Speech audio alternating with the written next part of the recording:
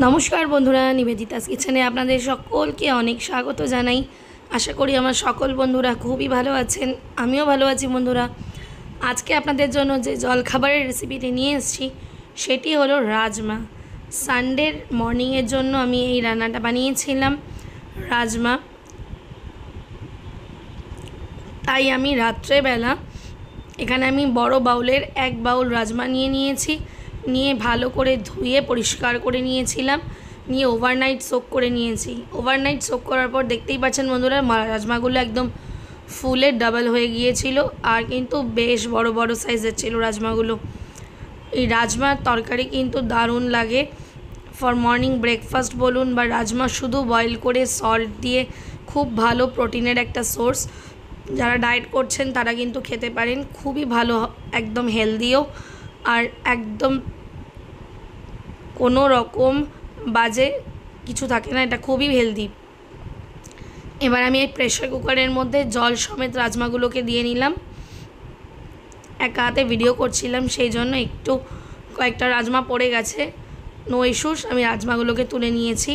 এবার এর মধ্যে আমি 1 টেবিল স্পুন মতন সল্ট দিয়ে নিয়েছি, দিয়ে প্রেশার কুকারের ঢাকনা আটকিয়ে 4টে সিটি দিয়েছি। রাজমাগুলো এত ভালো ছিল, খুব সুন্দর গলে গেছে। আমার রাজমাগুলো বয়েল হয়ে গেছে বন্ধুরা। এবার আমি রাজমাগুলোকে ঢেলে নিয়েছি একটা পাত্রের মধ্যে। এবার কড়াইয়ের মধ্যে পরিমাণ অনুযায়ী সর্ষের তেল দিয়ে নিয়েছি। তাতে দিয়ে নেব 2টো তেজপাতা, একটা শুকনো লঙ্কা, হাফ চামচ সাদা জিরে। এবার এর মধ্যে টুকরো করে কেটে রাখা একটা মিডিয়াম সাইজের আলু দিয়ে নিয়েছি। এবার আলুগুলোকে মশলার যে ফোড়নটা দিয়েছিলাম তার মধ্যে খুব ভালো করে ভেজে নেব।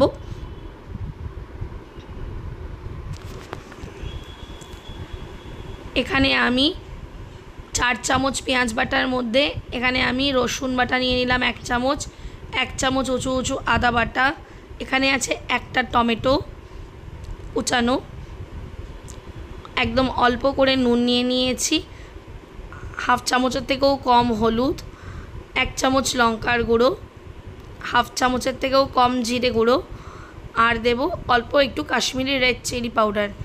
এখানে মশলাটা আমি রেডি করে নিলাম, একদম ঘরোয়া হালকা উপকরণ দিয়েই আমি রাজমাটা বানাবো।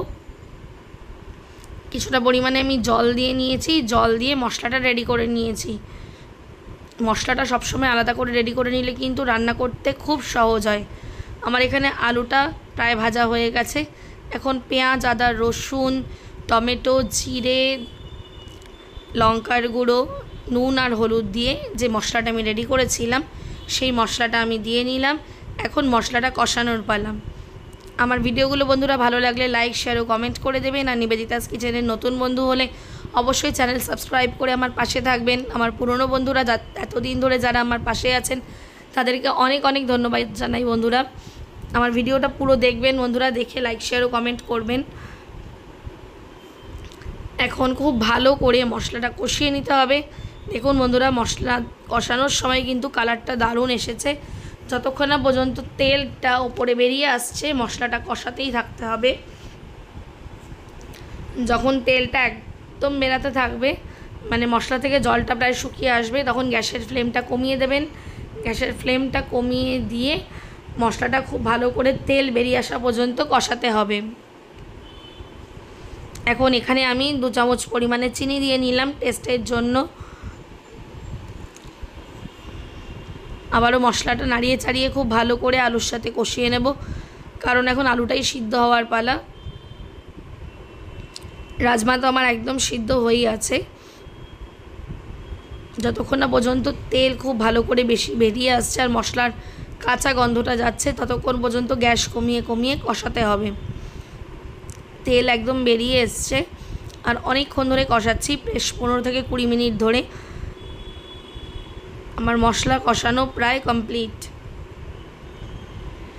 বারবার নাড়িয়ে চাড়িয়ে কষিয়ে নেব যতক্ষণ না পর্যন্ত খুব ভালো করে কষছে, কারণ মশলা কষানোর ওপরেই রান্না বেশিরভাগটা নির্ভর করে। যদি মশলার কাঁচা গন্ধ থেকে থাকে তাহলে কিন্তু কোনো রান্নায় স্বাদ আসবে না। এখানে আমি রাজমাটা একদম সিদ্ধ করে রেখে দিয়েছিলাম বন্ধুরা, জল সমেতই রেখেছি। দেখুন বন্ধুরা, তেল একদম বেরিয়ে এসছে আর মশলার কালারটাও কিন্তু পুরো চেঞ্জ হয়ে এসছে। আমার মশলা কষানো পুরোপুরি হয়ে গেছে, দেখুন একদম লালচে কালার চলে এসেছে, তার মানে আমার মশলা একদম ডান। এখন এর মধ্যে আমি সেদ্ধ করে রাখা রাজমাটা আমি দিয়ে নেব।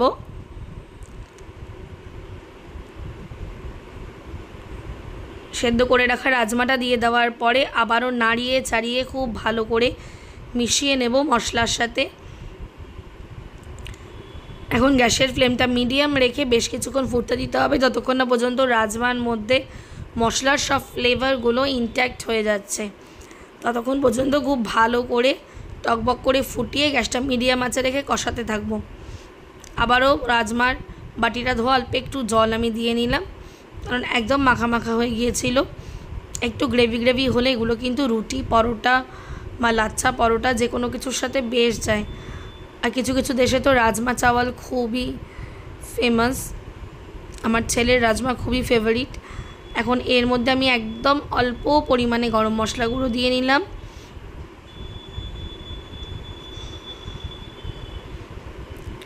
দেখুন বন্ধুরা, কালারটা কিন্তু দারুণ এসছে। এখন ভালো করে ফুটতে দিতে হবে। আমি এখানে 5-7 মিনিট গ্যাসটা মিডিয়াম আঁচে রেখে খুব ভালো করে ফুটিয়ে নেব, যতক্ষণ না পর্যন্ত রাজমার মধ্যে সমস্ত ফ্লেভারগুলো চলে আসছে। খেতে কিন্তু দারুণ হয়েছিল রাজমাটা, ভালো করে টকবক করে ফুটিয়ে নিয়েছি।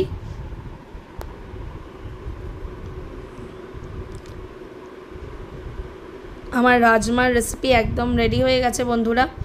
আমার এই রেসিপিটি কেমন লাগলো অবশ্যই নিবেদিতাস কিচেনে কমেন্টে জানাবেন। আবারও দেখা হবে এরকম নতুন নতুন রেসিপির সাথে। ততক্ষণের জন্য বাই বাই বন্ধুরা।